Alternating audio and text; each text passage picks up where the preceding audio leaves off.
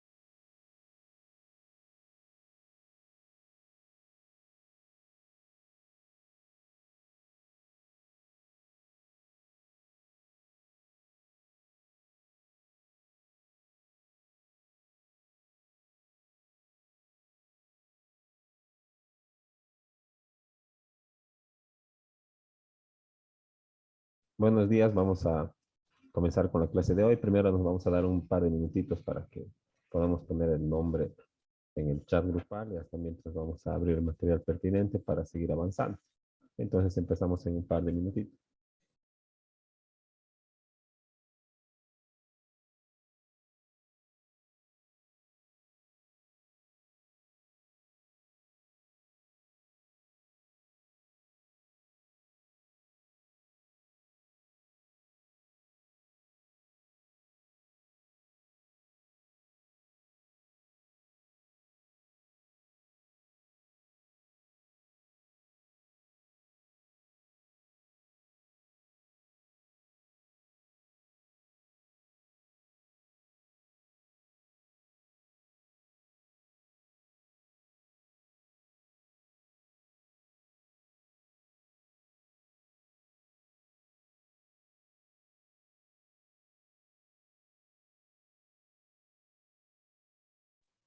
Dice, buenos días, ¿cómo está?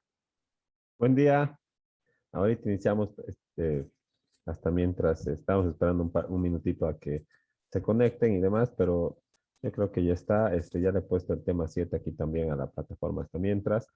Y bueno, antes del examen ya habíamos concluido con este tema de avance y no he entrado al primer parcial. En las notas están, eh, bueno, por lo general están bien, ¿no? Están en en un buen nivel y no, bueno, no ha habido ninguna observación dentro del plazo que les he pedido en las notas, entonces ya lo he ido a dejar, lo he entregado en registros y ya está consolidado en el sistema, ¿no? Entonces supongo que como nadie ha hecho ninguna observación, está pues todo bien, ¿no? Ahora vamos a continuar con el siguiente tema. ¿No? Ya habíamos terminado esto de los principios y la aplicación temporal y espacial de las leyes. Y nos toca lo que es la relación jurídico-tributaria que vamos a comenzar ahorita.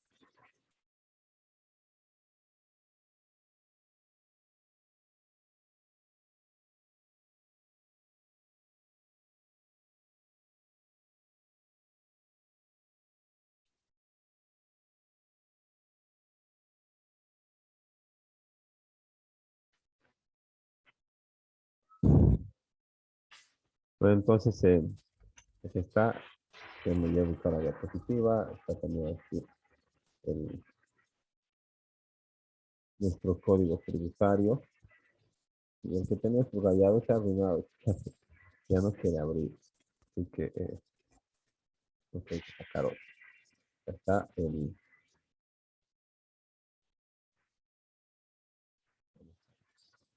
empezar ahí.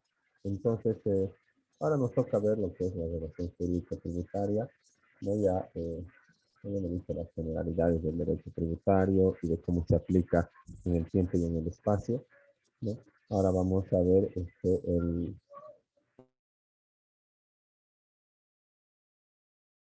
vamos a ver la relación que es regulada por este tipo de normas de corte tributario, ¿verdad? La relación que se conforma entre el sujeto activo y el sujeto pasivo, o sea, en- entre el Estado y el contribuyente, ¿verdad? El Estado con muchos derechos y pocas obligaciones, y el contribuyente con muchas obligaciones bueno, también tiene derechos, pero uno siempre se siente como contribuyente pisoteado pues, por la administración tributaria, porque todas las, todas las, todas las tareas, toda la carga está en el contribuyente. Incluso, digamos, uno se inscribe, uno tiene que inscribirse en el régimen que le corresponde, tiene que declarar, tiene que pagar, tiene que hacer su libro de compras y ventas. Además, tiene que tener, si es su empresa, tiene que tener sus estados financieros, tiene que colgar su NID en un lugar visible, tiene que tener el talonario ahí en el domicilio fiscal, tiene que tener un montón, bueno, tiene que cumplir un montón de obligaciones formales y también la material, ¿no? Y cada vez hay más obligaciones formales para el contribuyente. Solamente ahora en esta gestión ya se ha impuesto una más, que es el libro de compras y ventas de manera mensual, ¿no? Y bueno, tiene todas estas obligaciones y también tiene algunos derechos, ¿no? El contribuyente, pero las administraciones tributarias, ¿no? Para poder ejercer la recaudación a favor del Estado y para que personalmente a los funcionarios no se les inicie procesos administrativos, disciplinarios por incumplimiento de funciones y demás, ¿no? Es que realizan acciones que van en contra de los derechos del contribuyente, como cobrar gestiones prescritas. ¿Para qué te cobran? ¿Acaso no saben que está prescrito? ¿Acaso no conocen la norma tributaria? ¿Por qué tienes que obligarle al contribuyente que paga sus impuestos, ¿verdad? A gastar más para, para que la administración diga, ah, sí, había prescrito, ¿verdad? ¿Por qué tienes que tener un abogado, tienes que contratarte un contador, un especialista tributario para que te, te asesore en la impugnación o en el trámite y al final saquen una resolución que, una resolución que diga, sí, vamos a cumplir la ley, ¿verdad? Cierto, vamos a cumplir lo que dice el artículo 59 del Código Tributario. ¿Acaso no pueden contar, no pueden decir, no, esto no podemos y este ya no cobraremos porque ya ha prescrito? ¿Para qué vamos a hacerle gastar al contribuyente? ¿Para qué vamos a gastar tiempo también como administración tributaria?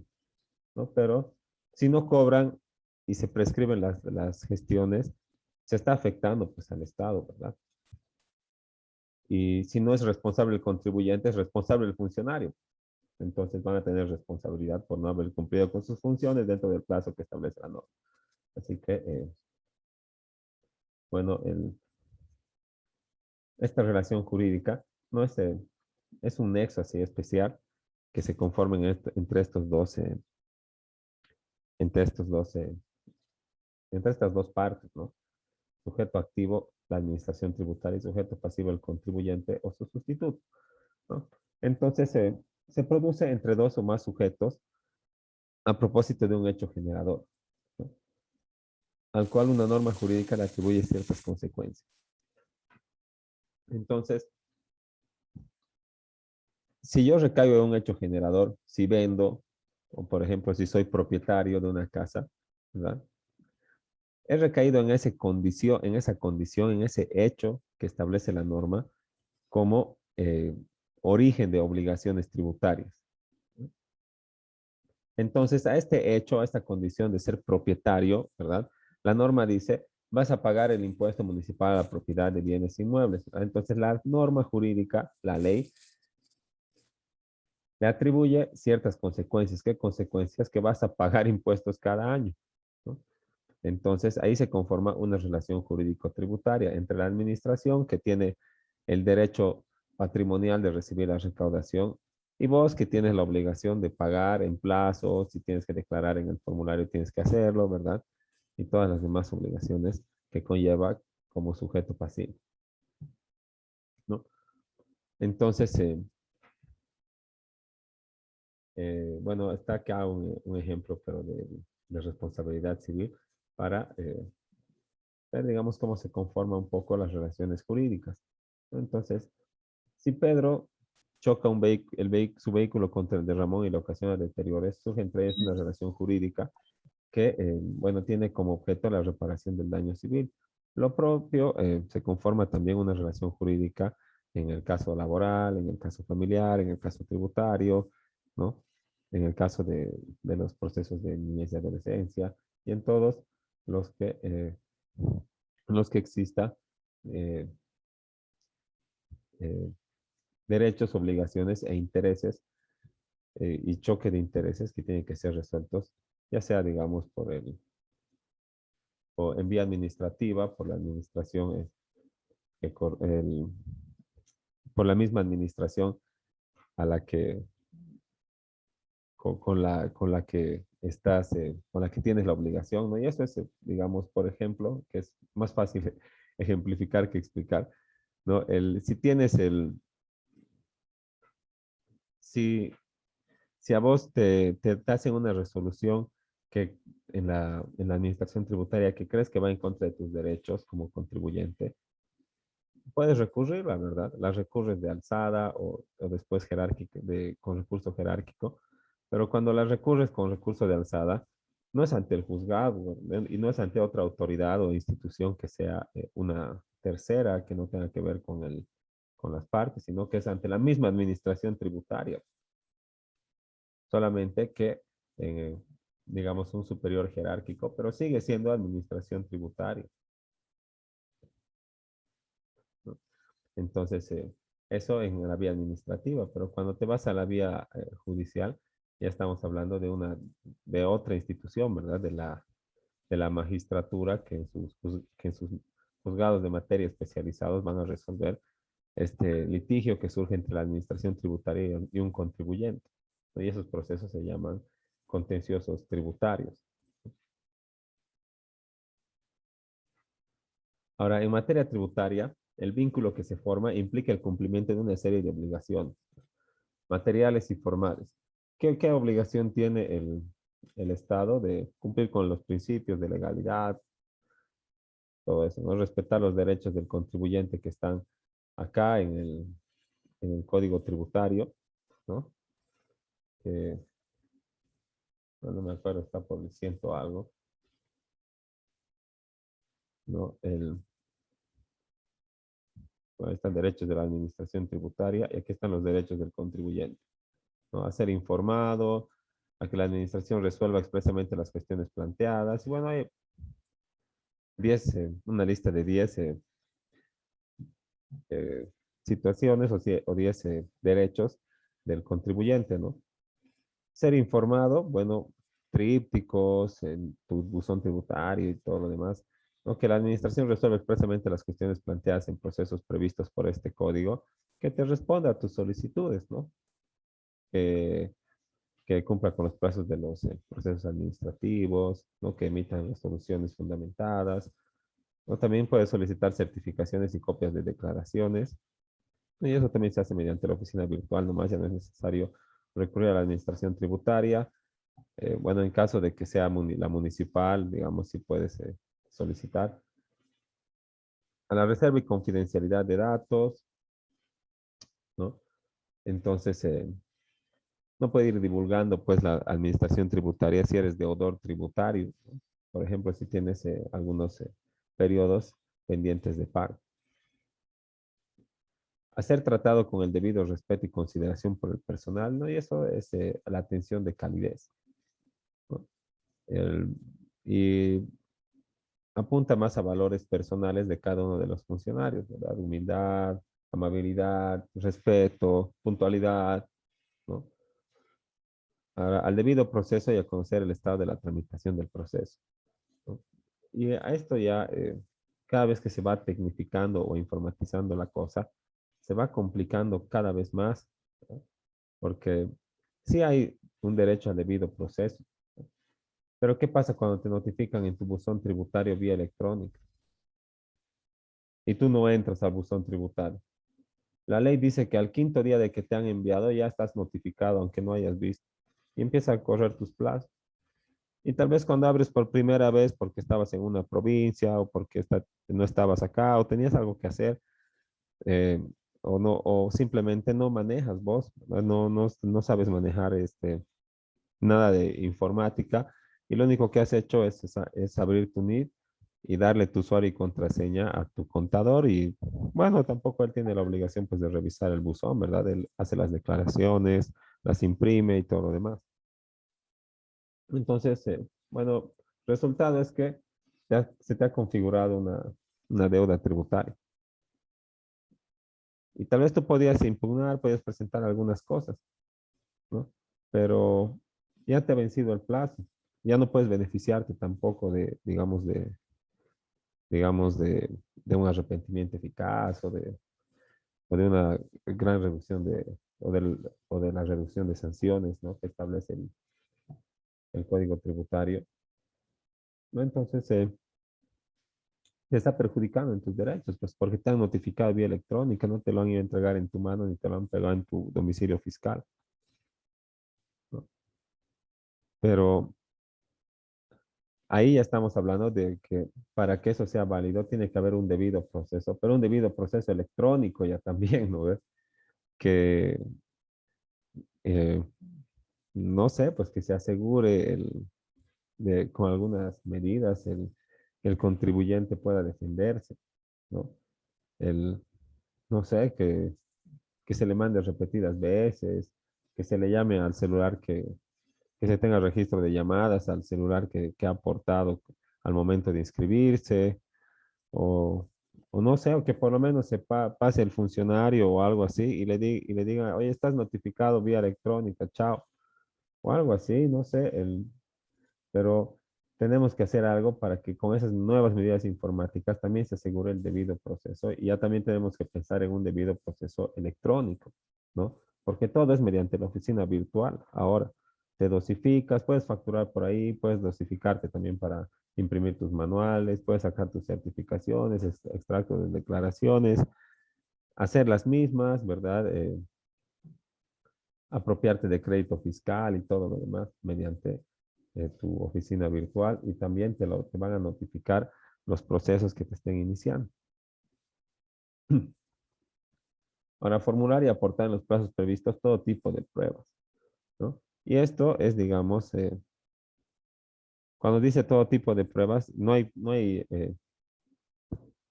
una lista de pruebas en el Código Tributario. Estamos hablando de las pruebas que están en el Código de Procedimiento Civil o los medios de prueba, ¿verdad? Documental, testifical, inspecciones, ¿no? Pero si hay una declaración, pues si hay prueba documental, aunque presentes pues 100 testigos que digan que has pagado que, que has pagado 200 pesos y no 100 como dice el depósito, ¿no? No tiene pues este efecto, ¿no? La prueba más, más contundente en este caso es la prueba documental. Y luego están las inspecciones que va la administración tributaria, por ejemplo, ¿no? En un caso, había un señor que hace poleras con cuello, ¿no? Y tiene ahí el lagartito de Lacoste y la etiqueta dice Lacoste y todo lo demás, ¿no? Y además de que dice Lacoste, ahí abajito decía hecho en Panamá, pero atrás tenía otra etiqueta también que decía hecho en Bolivia, consume la nuestra, todo lo demás, ¿no? Entonces, cuando estaban llevando de un departamento a otro, en un operativo, la aduana ha agarrado y le ha decomisado, pues, 50 fardos de poleras con cuello, porque decía hecho en Panamá, ¿verdad? Y en realidad tú puedes poner cualquier nombre, cualquier marca, puedes poner Adidas, puedes poner Nike, pero lo que tienes que hacer es hacer constar de qué es hecho en Bolivia, como el señor ha hecho constar, ¿verdad? Tenía una etiqueta atrás de la etiqueta, tenía una segunda etiqueta, un segundo cartón que decía hecho en Bolivia, pero el primero decía hecho en Panamá, ¿no? Entonces ha habido una confusión de procedencia, de origen, y se lo han llevado todo, brum, a la aduana nacional, ¿no? Entonces ha dicho, ya, pues acompañe su prueba. ¿Qué prueba va a acompañar? el recibo de que él ha comprado las etiquetas en imprenta, eh, y ¿qué más? ¿No? Ha, ha tenido que solicitar al, a la administración tributaria que se constituya en una inspección al taller donde se hacen las poleras. Y ahí estaban las cajas de las etiquetas, las máquinas, ahí estaban haciéndose las poleras. Y se ha visto que sí, que era de procedencia boliviana. Y bueno, después de meses y meses que ha durado eso, le han devuelto las poleras, pero más de la mitad ya estaban arruinadas porque estaban ahí en el depósito, bajo la lluvia, la tierra, el viento y todo lo demás. Y así, ¿no? Entonces, sí puedes aportar todo tipo de prueba y tienes que aportar todo tipo de prueba, porque más aún en materia tributaria, ¿qué te dice la administración tributaria? Debes tanto y si quieres, y si dices que no debes, entonces aporta prueba, pues. ¿No? Sabemos que en materia civil, en materia penal, si yo digo algo, tengo que probarme, ¿ves? Si yo digo que me has querido robar la otra vez, tengo que probar, ¿verdad? Si digo que me has pegado, tengo que probar, ¿verdad? Si digo que me debes dinero, tengo que probar, ¿verdad? Pero cuando estamos hablando de la materia tributaria, si la administración dice que debes, tú tienes que probar que no debes. La administración no tiene que probar que no, que debes, ¿no? Pues dice que de acuerdo a tus declaraciones, a la revisión del sistema, se ha configurado que debes. Y si dices que no debes, pues probalo, ¿no? Entonces la carga de la prueba no es para el que afirma, ¿no? Es para el contribuyente que contesta. Ahora, también tienes derecho a ser informado al inicio y conclusión de las fiscalizaciones, eso te hacen en la oficina virtual. A la acción de repetición, dice. Y cuando hablamos de acción de repetición, es un proceso que también existe en la materia civil, que tú tienes derecho de accionar cuando has pagado algo por otra persona, eso se llama un pago indebido. O has pagado algo que sí tenías que pagar, pero lo has pagado en demasía, ¿verdad? Eso se llama eh, un pago en exceso, ¿no? Entonces, cuando se ha presentado una de estas dos situaciones, tú tienes derecho a la acción de repetición, o sea, plantear un proceso para que en el primer caso, ¿verdad? Que has pagado por alguien más, esta otra persona te devuelva lo que tú has pagado por ella. Y en el caso de que hayas pagado de más, ¿verdad? El pago en demasía, lo planteas ante la administración para que se te reconozca y se te devuelva ese monto que tú has pagado de más. Entonces, esa es la acción de repetición, ¿no? Pero es bonito cuando te la cuentan, ¿no? Pero ¿qué pasa cuando tú pagas, digamos, tiene deuda tributaria tu empresa y son tres socios fundadores, ¿verdad? Los tres tienen responsabilidad solidaria y deben $10,000 de impuestos o 10,000 bolivianos, ¿sí? Y como tú tienes 10,000 bolivianos, te han retenido pues en tu cuenta solamente a vos, no a mí, no al otro socio, ¿no? Porque tú puedes pagar todo y como la responsabilidad es solidaria, a uno le persiguen por toda la deuda. Pues, si tiene patrimonio, ni modo. Entonces le han hecho pagar o te han hecho pagar, ¿verdad? ¿Y qué vas a hacer vos? Acción de repetición. ¿En contra de quién? En contra de mí y en contra del otro socio que no han pagado su parte, ¿verdad? De los tributos, ¿no? Para que yo te pague mi parte y el otro te pague su parte. Pero si a impuestos no le han pagado, que todo el mundo le tiene miedo, ¿no? Y que hace las mismas acciones que tú vas a hacer en el juzgado de buscar bienes, inmuebles, muebles, cuentas en el banco, todo. A ver, si no le han pagado a la administración tributaria, ¿crees que te van a pagar a vos en una acción de repetición? Lo más probable es que estés gastando tiempo y dinero en vano. Y también tienes derecho a ser oído y juzgado de conformidad al artículo 16 de la Constitución Política del Estado, ¿no? Y ese es el derecho a la defensa, ¿no? Pero vamos a revisarlo para que no nos estemos inventando, ¿no? ¿Qué dice el artículo 16? ¿No? Toda persona tiene, no, es que ese artículo 16 sale de contexto porque recuerden que el Código Tributario es del 2003, entonces en la anterior Constitución Política del Estado, que no es la del 2009, el derecho a la defensa sí estaba en el artículo 16, ¿no? Pero ahora está en otro artículo y es por eso que sale de contexto. Pero sí es el derecho a la, sí se refiere al derecho a la defensa que está en la Constitución Política del Estado. Y bueno, vamos un poquito más avanzando con nuestra diapositiva, ¿no? Entonces, esta relación jurídico-tributaria, ¿verdad? Que implica derechos y también deberes por parte de ambas partes del derecho del sujeto activo y el sujeto pasivo, ¿verdad? Es un nexo que se produce eh, de carácter tributario y que también se especifica en el artículo 13 de nuestro Código Tributario, ¿verdad? Pero acá, por ejemplo, vamos a ver que en nuestro capítulo 3 titula Relación jurídico-tributaria, ¿verdad? Pero la sección dice obligación tributaria y concepto, ¿no? Entonces tendríamos que deducir que nos está ofreciendo el concepto de una obligación tributaria, pero no es así, ¿verdad? Nos está dando el concepto de la relación jurídico-tributaria, ¿no? Y eso también es algo que genera confusión en nuestro código, ¿no? ¿Qué dice? La obligación tributaria, dice, pero si leemos desde aquí,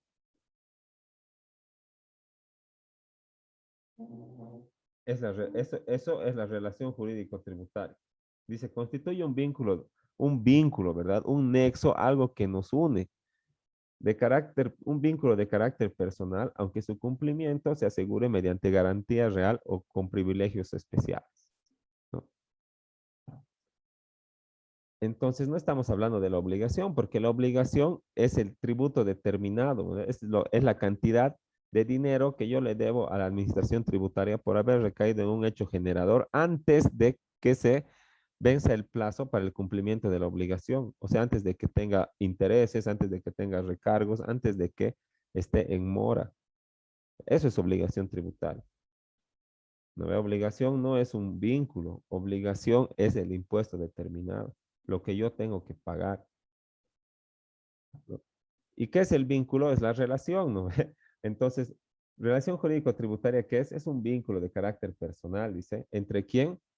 Entre el Estado como sujeto activo y el contribuyente, ¿no ve? Como sujeto pasivo, de carácter personal, ¿no ve? Aunque su cumplimiento, dice, se asegure mediante garantía real o con privilegios especiales. Su cumplimiento se asegura mediante garantías reales cuando te ponen una hipoteca, ¿no ves? Sobre tus bienes, te congelan tus cuentas, ¿no? Eso es patrimonial o real, ¿verdad? Pero sí es un vínculo de carácter personal, ¿no ves? Porque quien debe, quien ha generado la deuda es el contribuyente que estaba determinado en la norma, ¿no? El sujeto pasivo. Y se asegura mediante estas garantías reales o con privilegios especiales, dice. ¿Cuáles son privilegios especiales? Esto más les voy a mostrar para concluir esta parte de la clase, ¿no? Eh, Creo que este es el mejor ejemplo. ¿Dónde está Ley General de Aduanas? Entonces, aquí vamos a poner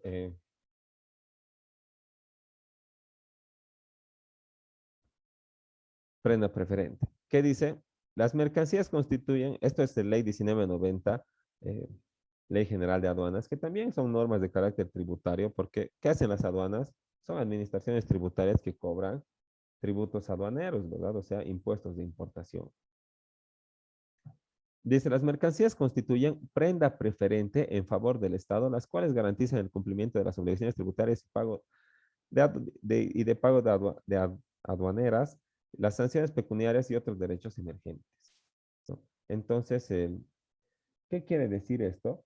Es justamente esta situación que nos propone el Código Tributario, un privilegio especial, que dice que cuando tú traigas una mercancía, ¿verdad? esa mercancía va a ser una prenda preferente en favor del Estado. O sea, en caso de que tú no pagues los impuestos de importación, esa mercancía se va a rematar, se va a perseguir con preferencia para la administración tributaria. O sea que si tú le debes a otra persona particular por cualquier concepto, y aunque sea, tienes un contrato o está hipotecado o lo que sea, ¿verdad? Igual la aduana va a cobrar antes que nadie porque esa mercancía es prenda preferente, ¿verdad? Porque esto tiene una función social, ¿verdad? Los tributos coadyuvan con la prestación de los servicios públicos, la atención de las necesidades básicas. Entonces, eso de la prenda preferente es un privilegio especial, ¿no? Pero ahí podemos decir, ¿y qué pasa si este importador que debe impuestos y la aduana tiene la prenda preferente, debe también por asistencia familiar, ¿no? ¿Cuál es más preferente? ¿La asistencia familiar o el pago de tributos aduaneros? ¿Cuál tiene más función social? ¿No? Eso ya tendría que ser definido por, por el juez o por la autoridad tributaria que esté a cargo del proceso administrativo, ¿no? Entonces, eso para concluir esta parte de la primera parte del tema de la relación jurídico-tributaria, ¿no? No sé si tienen alguna duda hasta acá o algún comentario, sugerencia.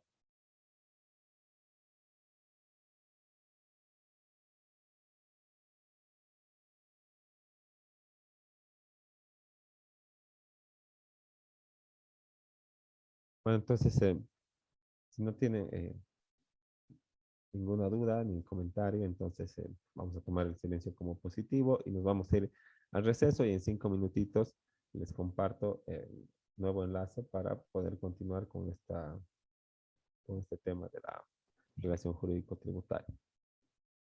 Hasta luego. Hasta luego, doctor.